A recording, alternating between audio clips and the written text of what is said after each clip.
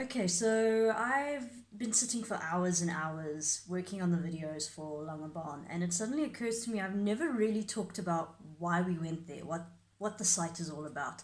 So that's what I want to do now quickly. I'm going to try and keep this short because I can talk about this site for literally hours.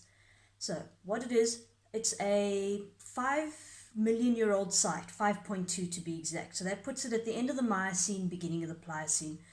And it's a very important site because it's the only site of this age in South Africa.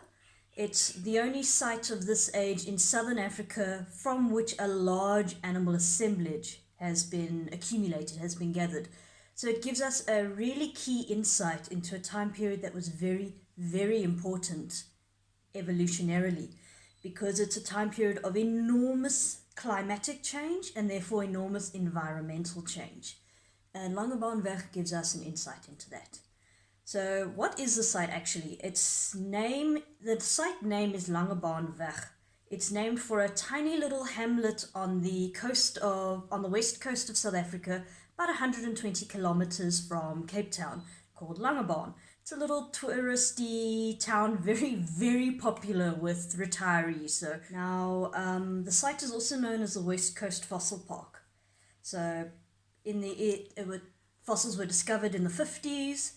Most of the research there happened in the 1960s and 70s under Dr. Brett Hendy, who was with the IZICO, the South African Museum at the time. And he did a hell of a lot of work at the site. There's an estimated 1 million specimens from this site alone in IZICO's collections, most of that courtesy of Brett Hendy. So he was an incredible researcher.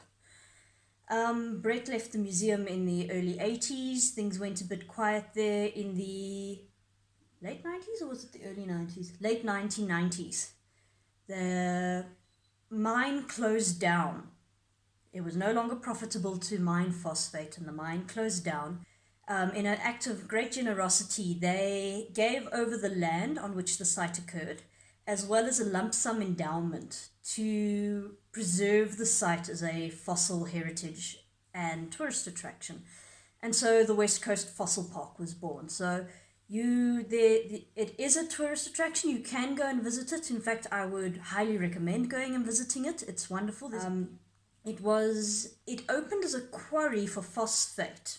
Why phosphate? Because they were mining it for fertilizer, which just boggles my mind. But it opened as a quarry in the 1940s, and the first fossils were discovered in the late 50s. So the story goes, and it's fantastic. A researcher who was associated with the then South African Museum, it's now the IZICO Museum from Cape Town, went off to the site here. They knew there was a mine. They know that mining often brings up fossils and that kind of thing.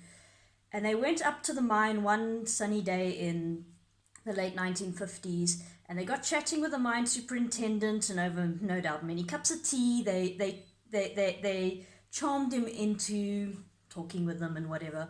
And they asked him, they showed him some bones, and they said, have you seen anything like this in the quarry? And this gentleman went, well, I don't know what any of this stuff is. It meant nothing to him.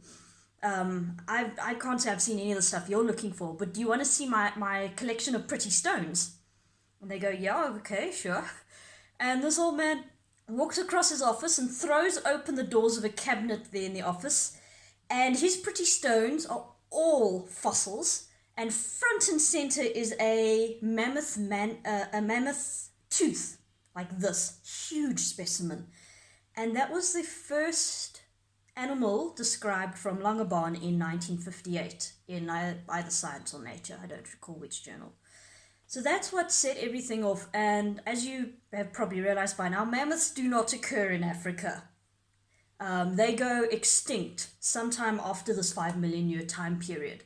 So it was a very important find, and the site has produced incredible animal remains. There's not just the mammoth, there are 3 species of elephant-like relative.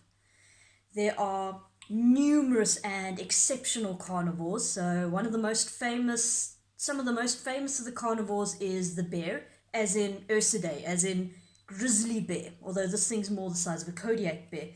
It was the first site ever to produce bear in Africa. We don't know why they go extinct in Africa, but we know up until that point we didn't even know they were in Africa at any point. So it has been found in other sites. So that bear is called Agriotherium africanum. So the bear. Then we have wolverine, and I'm not talking wolverine like X-Men. I'm talking about an actual animal called a wolverine. They now only occur in the subarctic regions of the northern hemisphere of Europe and North America in particular. And Langebaanweg was the first site ever to produce one in Africa in a tropical area, which was a very exceptional find at the time. And then on top of these two carnivores, we have numerous hyenas, we have numerous large cats, including various kinds of saber-toothed cats. It's just, the carnivores are mind-boggling, and that's just the big carnivores. The little carnivores are barely touched. So that's carnivores. The other big species that most people be familiar with at the site, in fact we touch on it, is the civettia, but there's more detail about that in the bone bed video, so I'd recommend going and watching that. I'm not going to bore you with it some more. As I say, I could prattle on about this site for days and days and days, really. It's ridiculous. I did my PhD on the site. While I'm now in Bloemfontein, we're still carrying on. We have a 3-year project, which may end up being a little longer, courtesy of the COVID. But we've got this long project we're busy with, so we're doing excavations.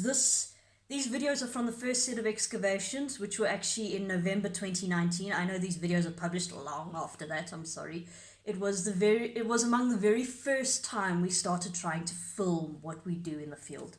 So that's why these are a bit higgledy-piggledy. So you'll see more on Langebaanweg. You'll probably be quite sick of Langebaanweg if you start following our channel with any great interest. But yeah, it's an amazing site and it's very cool. So I just wanted to say thank you for watching all of our videos, especially about Langebaanweg. Hopefully when I'm back in Cape Town for our next set of visits, I can show you more of the fossils that are from the site. Most of them are in the Zico's museum's collections, and we can really dig into more information about the site. So thank you very much for watching.